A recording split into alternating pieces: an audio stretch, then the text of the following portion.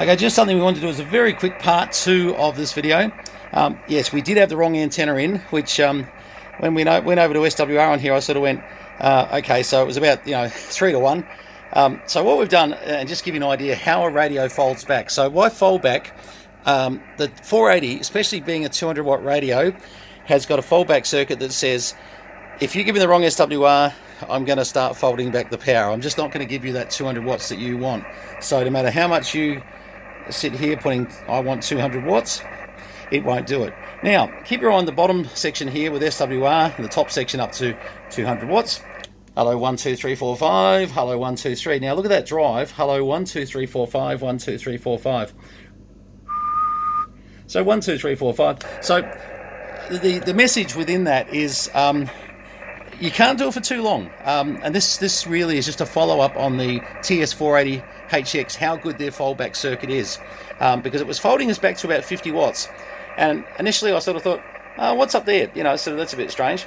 And I should have gathered, I actually thought we were on an entirely different antenna to what we were, especially with VK70B coming in so well. Now, to be honest, he probably won't vary much, but I bet you we would to him. Now, was he 115 or 105?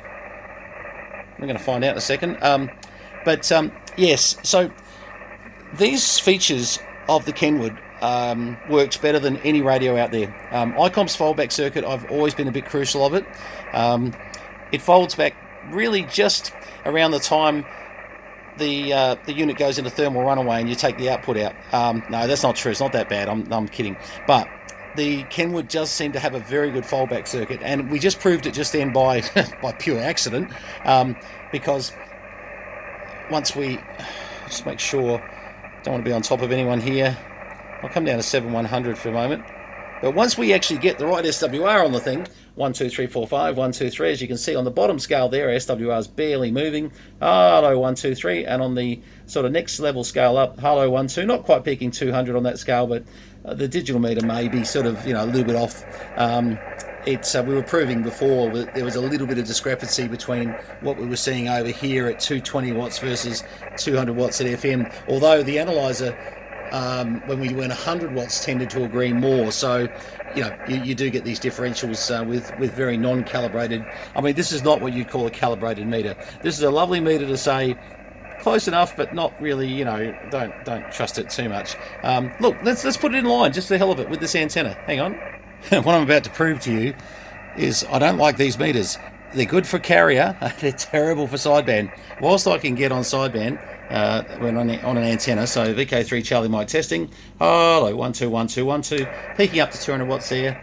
Hello, 1, 2. Hello, hello, hello. As you see, 142 to, it's all over the place. When you put a carrier into one of these digital meters, so let's go over to FM, 200 watts of FM, and look at this. So my feeling on these Nisei digital meters, not something you really want for sideband usage. They're too slow. Their reaction time to an RF signal way too slow. We should almost call this part 2 of the 480HX, but why not to buy one of these if you're looking to go on sideband and do PEP testing? They're not a PEP meter, actually. They're a very inaccurate average meter for sideband. FM, they're reading a bit high, just a little bit high, but I probably can say that's all right. But I was just curious to do that because it was certainly something of interest. But yes, boy, it's noisy out there. It is so noisy. I was just sort of hoping that VK70B might still be there. I'll just check. VK70B, just wondering if you're still there, VK3 Charlie Mike.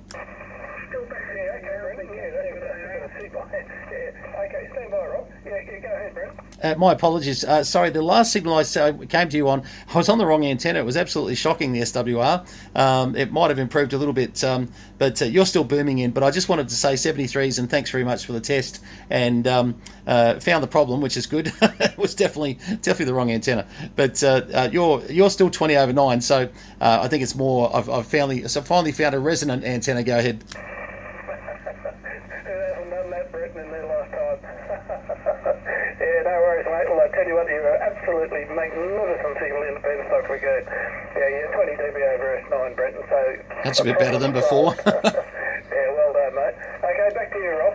That was interesting information, you know, obviously with your background. Okay, I'll let these guys get on with their conversation. I really appreciate their time to take a test, you know. And look, people like me that come up like this and want to do tests, one of the things I would suggest, because I'm doing a video right now, look, it's lovely to have human contact and that, but one of the things I'm learning to do is to, if I'm just testing for my own purposes, I'm sort of having a listen to the various SDRs around the countryside, and look, I can actually, you know, really hear for myself then what it is that I'm transmitting, whether I've got distortion on the signal, or whether there's, you know, an issue, or whether I think there's something to chase up, and you know, and it becomes your own opinion. So certainly check out all the Kiwi SDRs that are around. There's a really brilliant one in South Australia. I'm trying to remember the name of it at the moment. Mount something. Oh, look. Anyway. Long, oh, it'll come to me. Goodness. Anyway, it's very good. Okay, so this is really just a follow-up on Foldback on Kenwood 480s, and you know, how to make sure if you do see that your power output, if you're 200 over here and you're 50 to 100 watts here, check this bottom scale. Easy enough to bring on. Just go to the meter switch and basically bring in, so basically we had an ALC before, so we weren't even looking at the SWR. That's where we should have been, so that we could, I absolutely just believed I was on an antenna I wasn't on. So, you know, it just shows it can happen to the best of us, and the worst in my case. But anyway, all right, so that's the follow-up, Kenwood TS480HX, how to, you know, sort of distinguish your foldback circuit, how it's working. Don't buy Nissi meter and Nissi, I don't know. They come under a few names. If you want it for sideband use, I think you'll be very disappointed. But hey, you know, look, they're $200 for a digital meter, so what? It's no big deal. Okay, 73s, all the best. I promise you there won't be a part 3. I just want to clarify with part 2 the issues we had in part 1. Okay, 73s.